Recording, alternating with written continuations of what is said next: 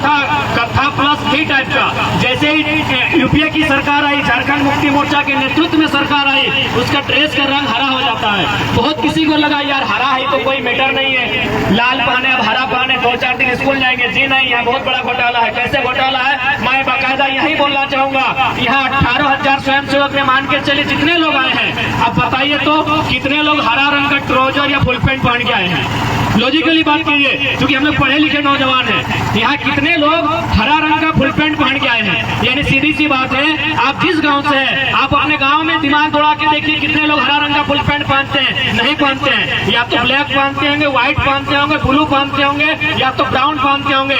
हरा रंग प्रचलन में नहीं है। लेकिन यदि झारखंड सरकार ने ड्रेस का रंग हरा किया है, दैट मीन्स उन्होंने किसी मिल के मालिक से समझौता किया होगा। हो सके सीएम साहब को जानकारी नहीं है, क्योंकि ये बोका वाला काम करते हैं। इनके विभाग की आईएएस से समझौता किया होगा। माननीय मुख्यमंत्री के आईएएस ने किसी मिल्स के ओनर से समझौता किया होगा जो फैब्रिक का काम करती है, जो कपड़ा का प्रोडक्शन करती है, और उनसे 6 महीना का टाइम लिया होगा। और उन्होंने कहा होगा कि आप कोई ऐसी ड्रेस बनाए जो मार्केट में नहीं है, क्योंकि अगर आप काला कहेंगे तो मार्केट से खरीद लेंगे। आप अगर ब्लू ड्रेस का डिमांड करेंगे तो मार्केट से खरीद लेंगे। आप अगर व्हाइट ड्रेस का डिमांड करेंगे तो मार्केट से खरीद लेंगे। तो हरा रंग मार्केट में नहीं चलता है। आपको 6 महीना का टाइम दिया जाता है, आप हरा रंग की ड्रेस तैयार करें। उन्होंने कंपनी के साथ डील किया होगा। 6 महीना बाद झारखंड सरकार एक नियम बनाती है कि आज के बाद हमारे स्कूल में हरा रंग का फुल पैंट। आप मान के चलिए हम लोग क्या पढ़ते हैं कि 4 लाख इंटर में स्टूडेंट होते हैं, 4 लाख 10वां में स्टूडेंट होते हैं। अरे 8 लाख तो केवल और केवल 10वां और 12वां के स्टूडेंट हैं। 11वां वाले किधर है, 9वां वाले किधर है, 8वां वाले, बाकी 4 बार ड्रेस रिपीट होगा। उसको फिर से गुना करें, आपके पास कितना पैसा होगा। एक मामूली सा घोटाला हम बता रहे हैं। ये ड्रेस, आपको ये मत सोचिए कि ड्रेस बदला है, इसमें अरबों रुपए का घोटाला है। क्योंकि हरा रंग का ड्रेस प्रचलन में नहीं होता है। किसी गांव में हरा रंग का ड्रेस नहीं मिलेगा। ड्रेस हरा रंग का प्रचलन में है ही नहीं। यानी अगर गवर्नमेंट चाहे तो इस समस्या का समाधान है, अपने फिजूल खर्चों का त्याग करे। अभी नवाडी में आपकी सभा थी, डुमरी में आपकी सभा थी, अरे आपकी सभा के बगल में हमने भी सभा किया था खुले आसमान में।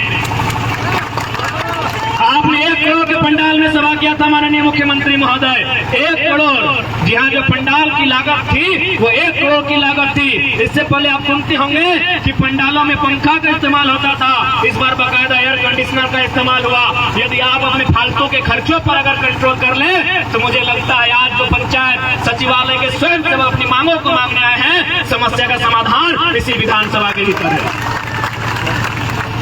इसलिए आज राज्य के मुख्यमंत्री तक तंत्र के चौथे स्तंभ के माध्यम से, क्योंकि बहुत सारे एसपी डीएसपी लोग भी घूम रहे हैं, उनके साथ भी मुख्यमंत्री से ना सही चिंटू पिंटू से टेलीफोनिक वार्ता होती है। तो आपके माध्यम से भी हम संदेश मुख्यमंत्री को देना चाहेंगे। जो भी हमारे यहाँ डीएसपी एसपी महोदय आए हैं निगरानी कर, साथ ही साथ जो हमारी कार्यपालिका के अंग हैं, उनके माध्यम से राज्य की विधायिका के सर्वोच्च अंग पे स्थापित माननीय मुख्यमंत्री तक संदेश देना चाहूंगा कि माननीय मुख्यमंत्री यदि कभी फुर्सत मिले तो एक बार इन लोगों के चेहरे को टटोल कर देखिएगा, एक बार इनकी आंखों से आंख मिलाकर साहस कीजिएगा बात करने का। आज किस पीड़ा में है, आप यदि इनकी बहाली को सुरक्षित नहीं रखते हैं तो याद रखिएगा इस राज्य में विद्रोह और बगावतों की संख्या बढ़ेगी। और कोई नहीं चाहता है कि 40% खनिज संपदा देने वाला राज्य बगावत करे, विद्रोह करे। ये राज्य हमारा है, हम बगावत नहीं करना चाहते हैं, हम बागी नहीं बनना चाहते हैं, हम विद्रोही नहीं बनना चाहते हैं। हम केवल अपने हिस्से का अधिकार चाहते हैं, वो करिए, उस गलती को युवाओं कर दीजिए, दिखा देंगे समस्या का समाधान कैसे होता है, दिखा देंगे IAS कंट्रोल में कैसे रहते हैं। आप उतरिए उस गलती से। यदि आपके पास विजन नहीं है, यदि आप विजनलेस हैं, आप अगर मिशनलेस हैं, तो आपको कोई अधिकार नहीं है 3 करोड़ की जनसंख्या का नेतृत्व करने का। आपको कोई अधिकार नहीं है इतनी बड़ी आबादी को ठगने का। ये सीधा संदेश होगा माननीय मुख्यमंत्री, जो आज विधानसभा के भीतर से टकटकी निगाहों से इस आंदोलन को वाच कर रहे हैं।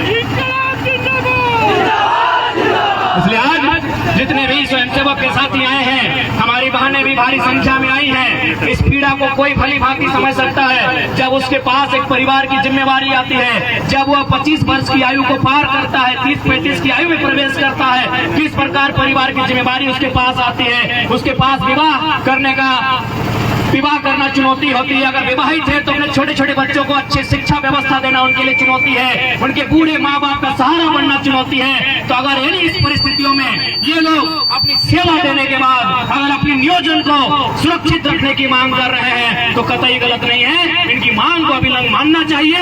और यदि आप नहीं मानते हैं तो याद रखिएगा, जब जब छात्र बोला है राज सिंहासन डोला है, जब जब छात्र बोला है राज सिंहासन डोला है। माननीय मुख्यमंत्री महोदय, आपसे स्पष्ट कहना चाहेंगे कि आप इनके आक्रोश को नजरअंदाज नहीं कर सकते हैं, इनकी जनभावना का अगर आप सम्मान नहीं करते हैं तो ये भी आपको सम्मान करने के लिए, आपके सम्मान को चोट पहुंचाने के लिए बाध्य होंगे। और 2024 ज्यादा दिन नहीं है माननीय मुख्यमंत्री, इस बात को जहन में रखिएगा। और साथ ही मेरे जितने भी भाई बहन स्वयं सेवक आए हैं, मैं उनसे भी निवेदन करना चाहूंगा कि आप जिस स्तर से बनता है, भारत एक संवैधानिक देश है, हमारी आस्था आज भी भारत के संविधान पर है, इसलिए आज हम सड़कों पर आंदोलन कर रहे हैं। आज भी हम लोग बिना किसी अराजकता का सहारा लिए, बिना किसी हुड़दंग का सहारा लिए कानूनी दृष्टिकोण से लगातार अपनी मांगों को रख रहे हैं, लोकतंत्र के चौथे स्तंभ के माध्यम से अपनी बातों को रख रहे हैं।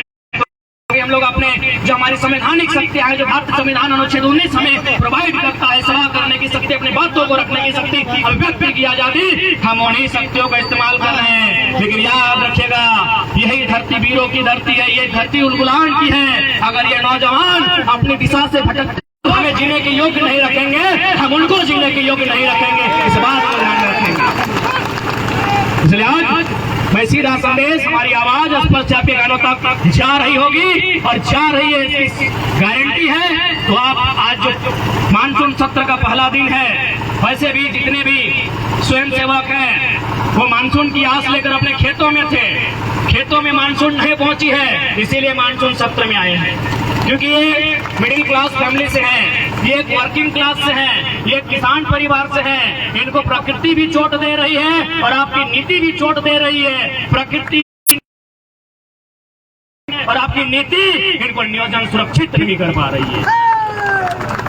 तो ऐसी परिस्थिति में आज समझ सकते हैं कि जो व्यक्ति नीति से चोट खाया है, जो व्यक्ति प्रकृति से चोट खाया है, जो नियति से चोट खाया है,